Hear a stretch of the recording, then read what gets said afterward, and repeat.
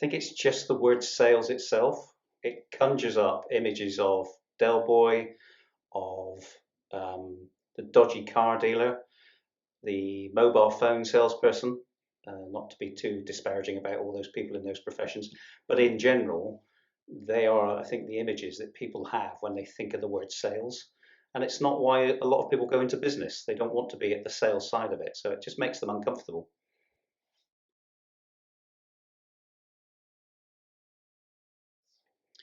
I think it's being unaware of what the customer wants. So imagine you're a receptionist in a legal firm, dental firm, accountancy practice. When the phone rings, you have no idea what's on the other end of it.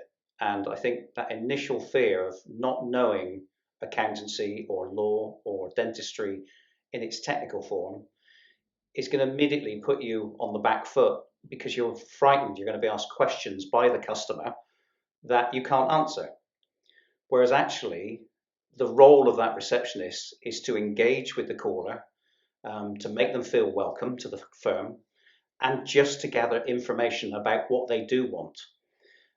If the other advantage of being within those businesses is if you don't know the answer to a question that you're asked, somebody in the company does. You'll be surrounded by lawyers, or you'll be surrounded by accountants, or you'll be surrounded by dental specialists. So overcoming the fear is about setting aside that you need to have product knowledge or industry knowledge. A great telephone person has an open personality, has total empathy with the caller, has great listening skills, and is able just to make the caller feel welcome to the business and to gather information that they can then pass on accurately, succinctly to the person that they need to pass it on to. So if I gather good information about what the caller wants, I then know who within my business I should pass that information to. And as long as I pass it on well and inform my colleague well about what the caller is looking for, the caller feels more than happy. So setting aside the fear is about setting aside, I don't need to know anything about the product or the industry. I can just ask good questions and have a conversation with the caller.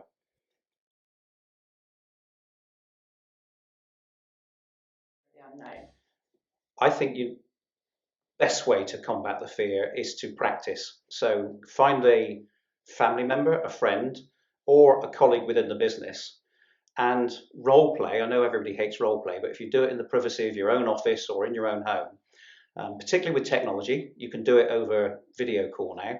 So set up some scenarios that you expect to get on the telephone or you expect to get from people walking into your business and give that to your colleague or, as I said, a friend or family member and say, right, you be the customer and call me.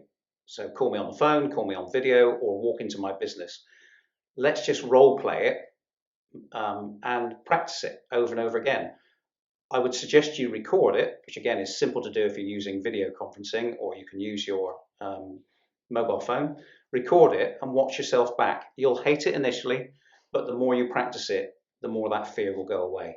It's just about having a conversation. If you keep that in your head and practice it, it'll go away.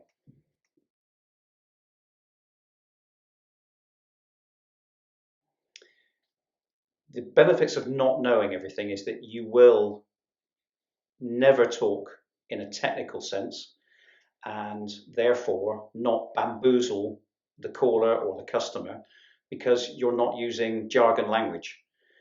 One of the big problems I find when I'm training people with a lot of technical knowledge is they immediately want to use that knowledge and show they've got it. So they'll use jargon, they'll show off, they'll talk too long.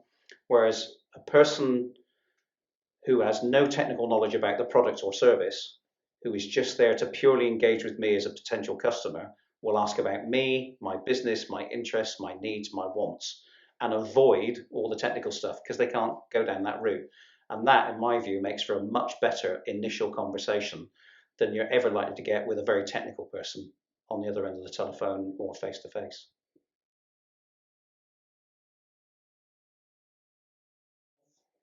What is meant by humanizing sales? It's bringing it down to the fact that it's it's a human interaction. Let's be honest, nobody buys something they don't want or need.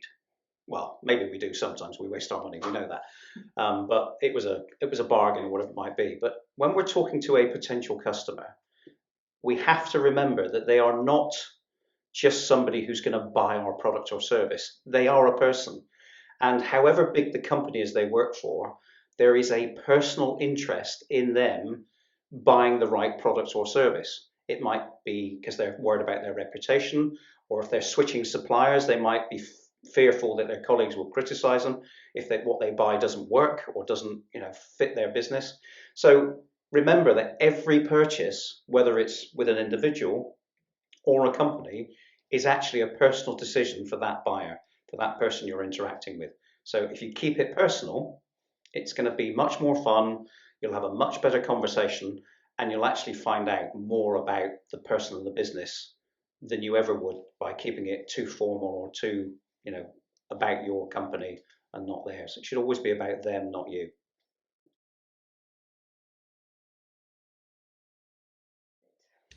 Uh, yes, and I'm wearing it probably in terms of I always wear blue. I say always. I don't always wear blue, but my default color is blue. And um, now, for me, it's not just about holding my beer belly in, but actually wearing a waistcoat and a jacket. I don't really like wearing a tie anymore, but I do feel very comfortable. So you'll see a lot of me dressed like this, and it's not so much about lucky. I feel comfortable, and then I'm more myself when I'm with customers or friends, family, whatever it might be. So you'll see a lot of me in navy and jeans.